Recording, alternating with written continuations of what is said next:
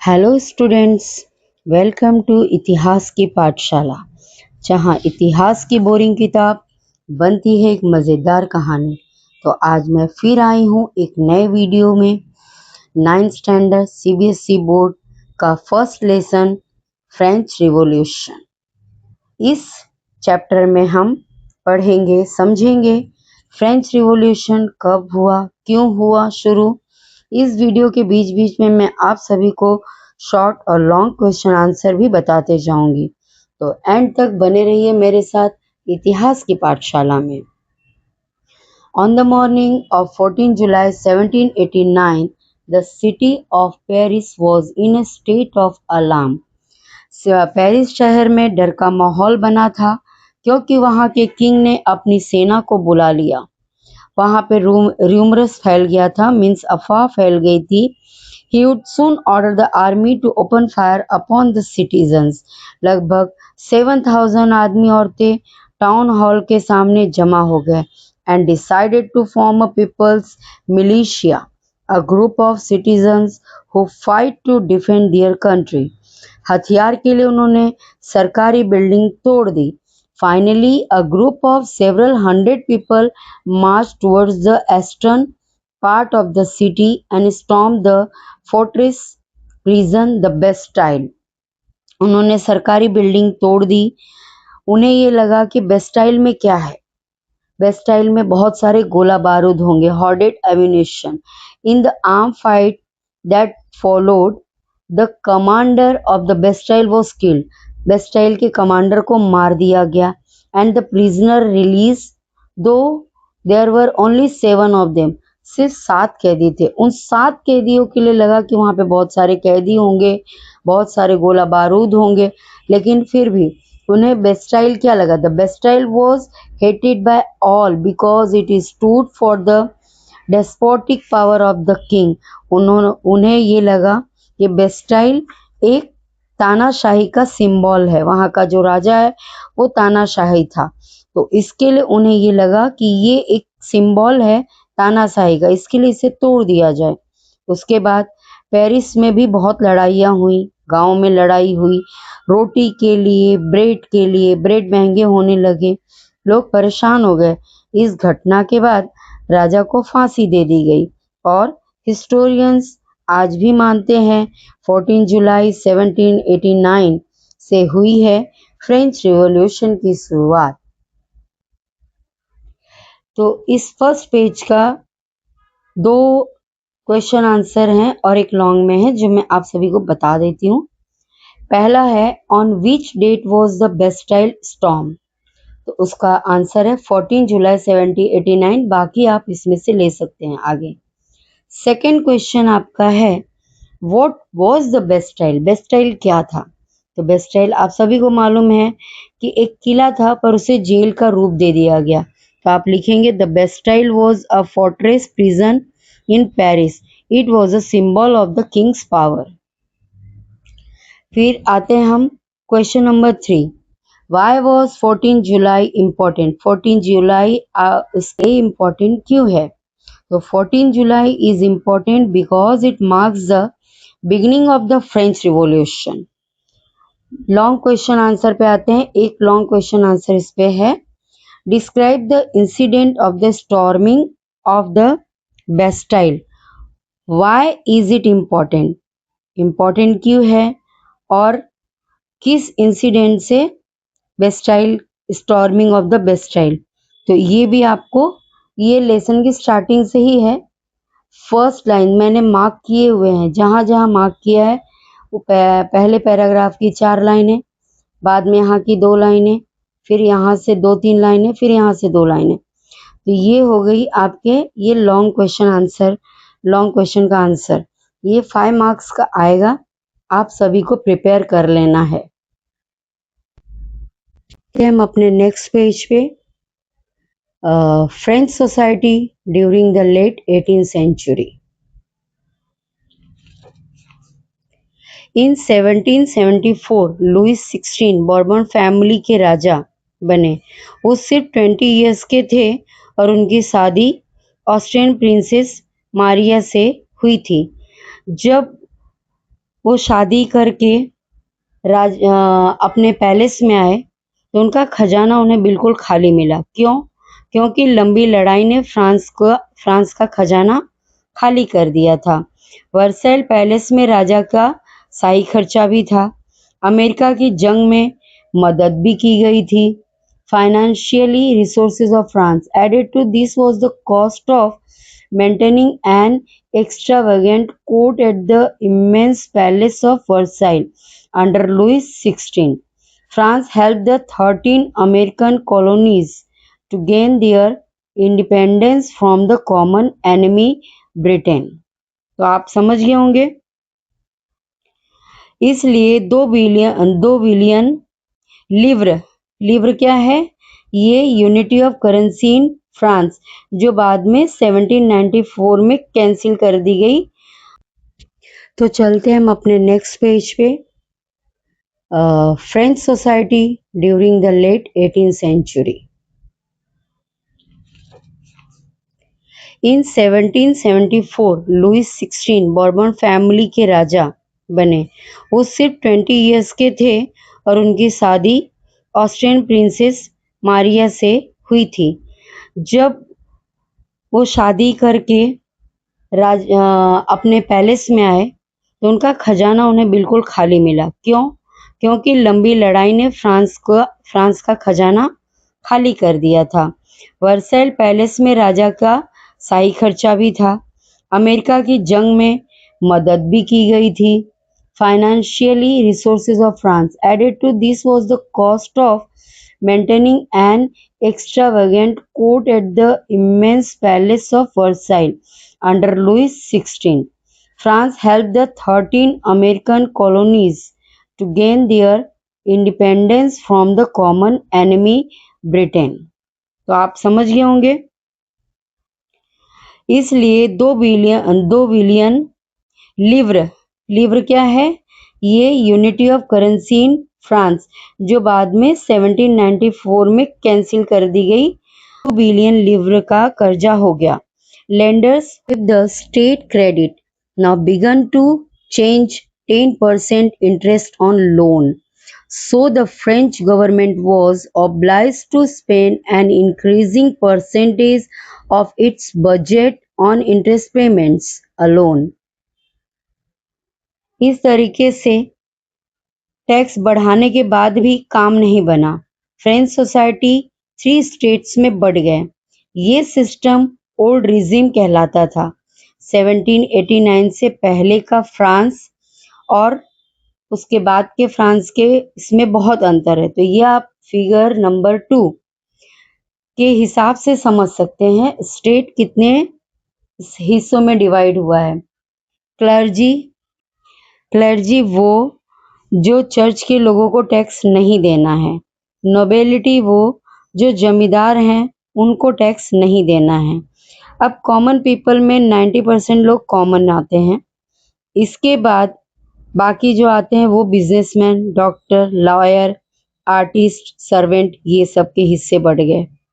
तो धीरे धीरे कॉमन लोगों पर टैक्स की मार ज्यादा बढ़ गई।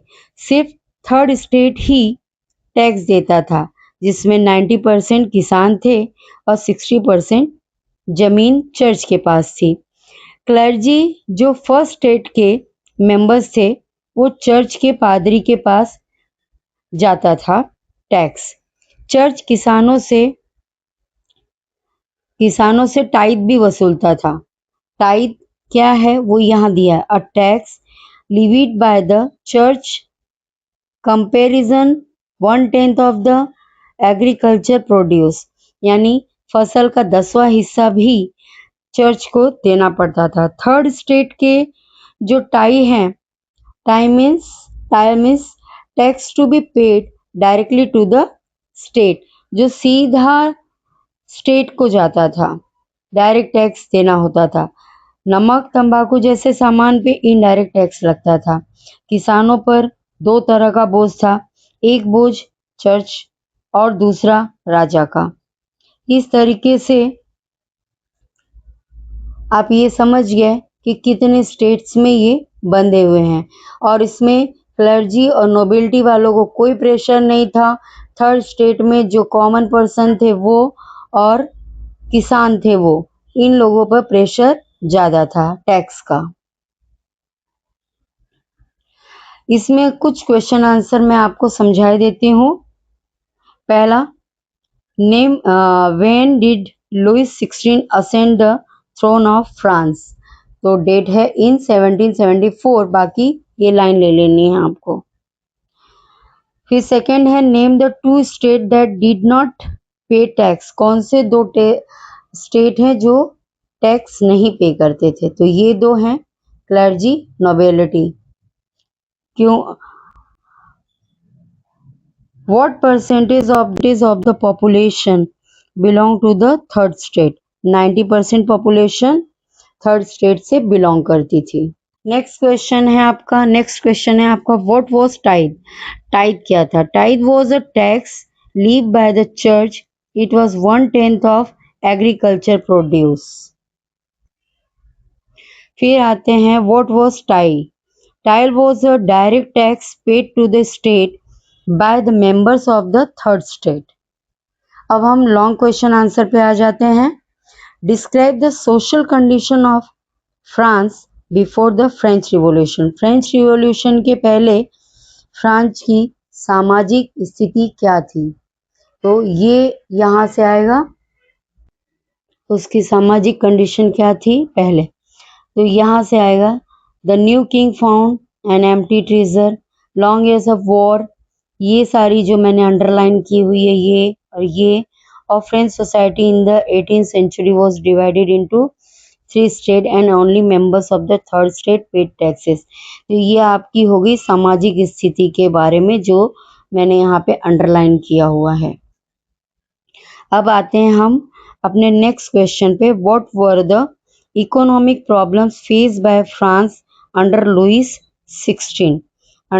16वें राजा जो थे लुइस 16, उनसे क्या प्रॉब्लम हुई, इकोनॉमिक प्रॉब्लम क्या फेस किया फ्रांस ने, तो ये सारे जो हैं आपके फिगर 2 के दिखाए हुए क्लर्जी टाइड ये सारे जो प्रॉब्लम्स हैं उनको सबको देना पड़ा। और कुछ पॉइंट्स आप यहाँ से लोगे जिसमें अमेरिका का लाइन है और खजाना खाली था, common enemy, the war added more than a billion livres, ये एक कर्ज का, ये कुछ 2-3 लाइनें यहाँ से लेनी है और बाकी यहाँ से लेके फिर जो अंडरलाइन किए हैं मैंने वो लाइनें लेनी हैं।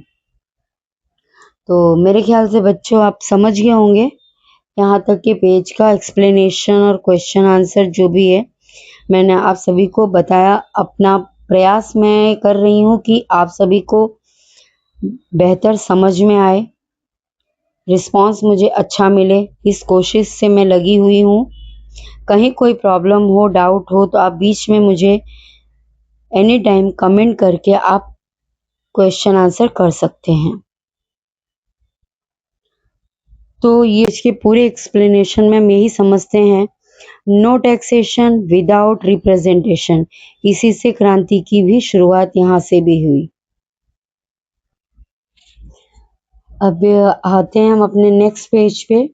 यहाँ बच्चों आपने देखा एक आर्टिस्ट ने एक ड्राइंग ड्रॉ की है। The poor fellow brings everything, grain, foods, money, salad. The fat lord sits there ready to accept it all. He does not even care to grace him with a look. फिर नीचे आ जाइए आप। The more the devil has, the more he wants. फिर the nobleman is the spider, the peasant the fly. तो ये पूरे diagram का ये जो चित्र आपने यहाँ देखा, ये एक आर्टिस्ट ने बनाया, इसका मतलब क्या है, ये पोर्ट्रेट का मतलब क्या है? आर्टिस्ट ने नोबल को मकड़ी और किसान को मक्खी दिखाया है। हमने पढ़ा था ना नेक्स्ट पेज पे नोबेलिटी, तो ये नोबल है और ये किसान है, तो नोबल को मकड़ी और किसान को मक्खी दिखाया है, क्योंकि मकड़ी बिना मेहनत के जाल बिछाकर मक्खी को पकड़ लेती है और खा जाती है। वैसे ही फ्रांस में नोबल लोग बिना काम किए किसान की मेहनत का पैसा ले लेते थे। किसान बेचारा मक्खी की तरह मजबूर था। इस अन्याय के कारण लोगों में गुस्सा था। Message of the cartoon, the caption says, the more the devil has, the more he wants. This means the rich noble were greedy. No matter how much they got, they always wanted more from the poor. तो अब समझो कि crisis कैसे आता था। खराब फसल, अनाज की कमी, रोटी महंगी, कमजोर, बीमारियां, आखिर में फूड रिवॉर्ड्स शुरू हो गया।